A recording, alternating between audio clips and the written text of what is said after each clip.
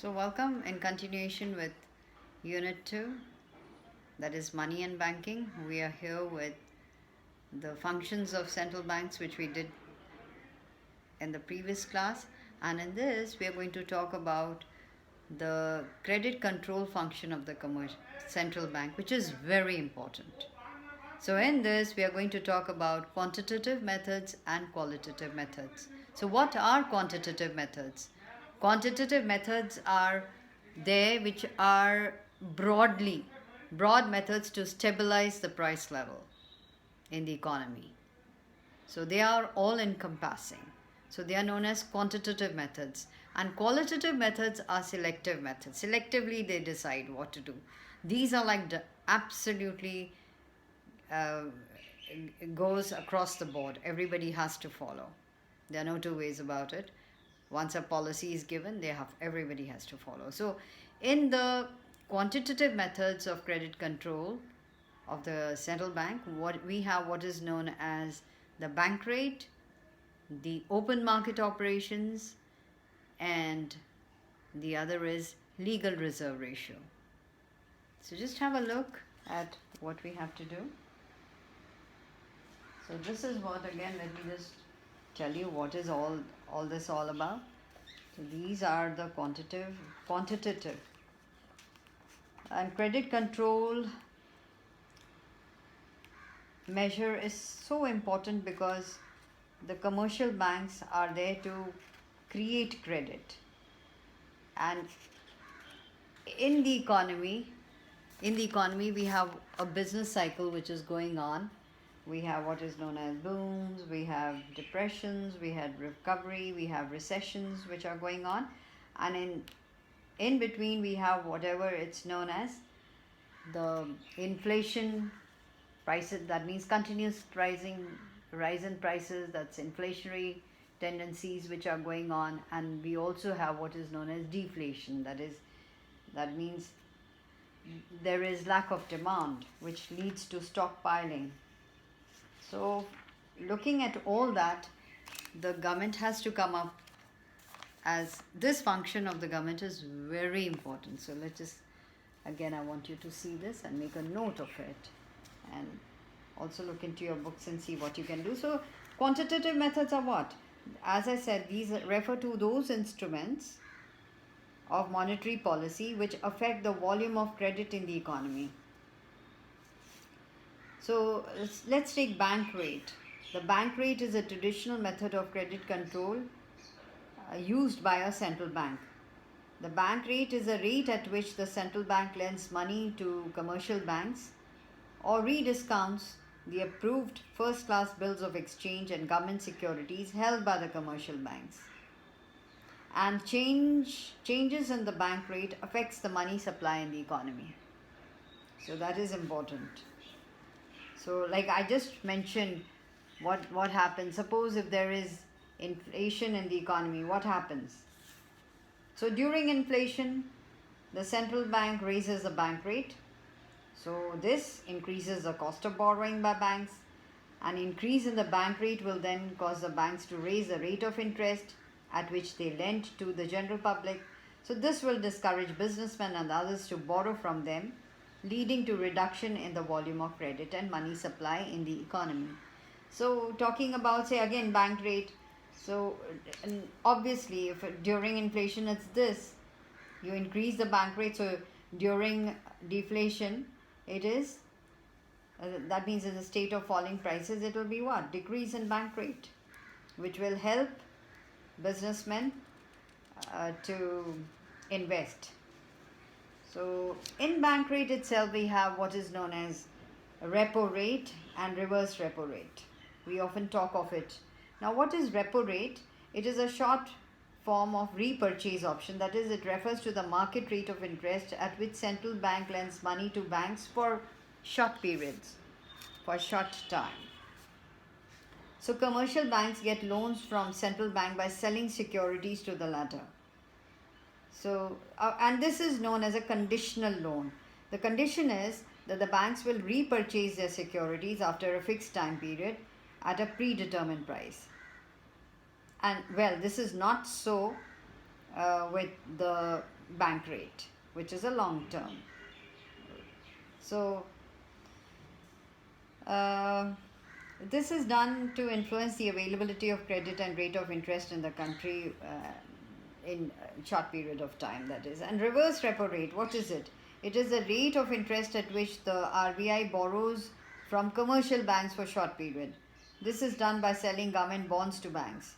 The banks utilize the reverse repo rate facilities to deposit their short-term excess funds.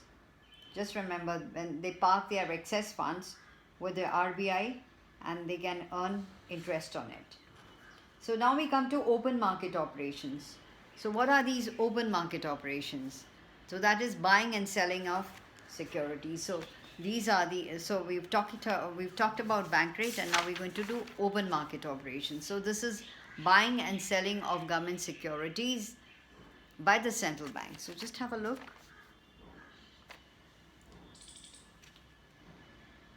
So they refer to the buying and selling of government securities like national savings certificates by the central bank from and to the public and banks. Now, open market operations, like I'm going to write OMO, are used to influence money supply in the country.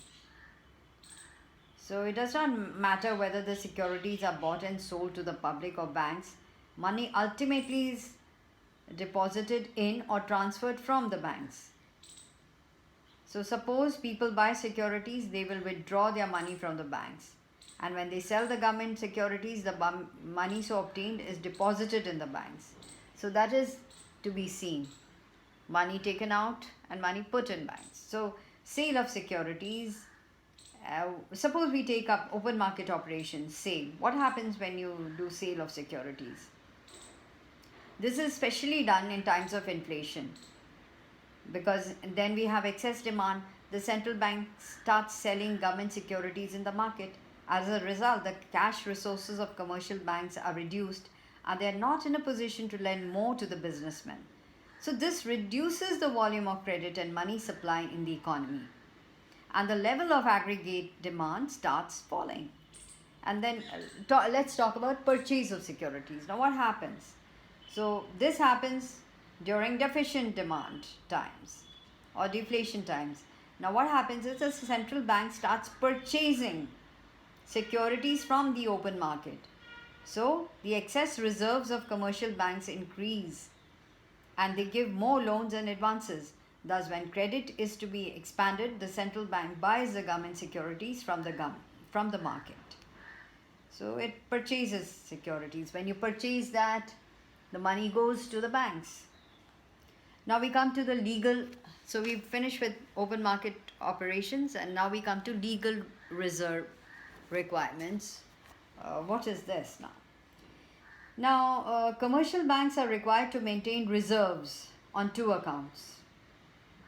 One is the cash reserve ratio and the other is the statutory liquidity ratio. Now, what is a cash reserve ratio? It refers to the minimum percentage of total demand and time deposits to be kept by commercial banks with the central bank. A change in CRR affects the power of commercial banks to create the credit. So, this is something that the commercial banks deposit with the central bank. CRR, cash reserve ratio, in cash. Now suppose there is inflation. What will it do? It will increase. An increase in cash reserve ratio reduces the excess reserves of commercial banks and limits their lending power. In other words, the reserves of commercial banks are reduced and they give less credit. And let's talk about what happens during period of deflation or deficient demand. The central bank decreases the cash reserve ratio. The decrease in cash reserve ratio has the effect of increasing the bank's excess reserves and thus increases their lending ability. They can give more credit now. So that's how the money supply can be expanded. Now let's talk about SLR, statutory liquidity ratio. What is this? It's another component of legal reserve requirement. It refers to the minimum percentage of net demand and time deposits which commercial banks are required to maintain with themselves.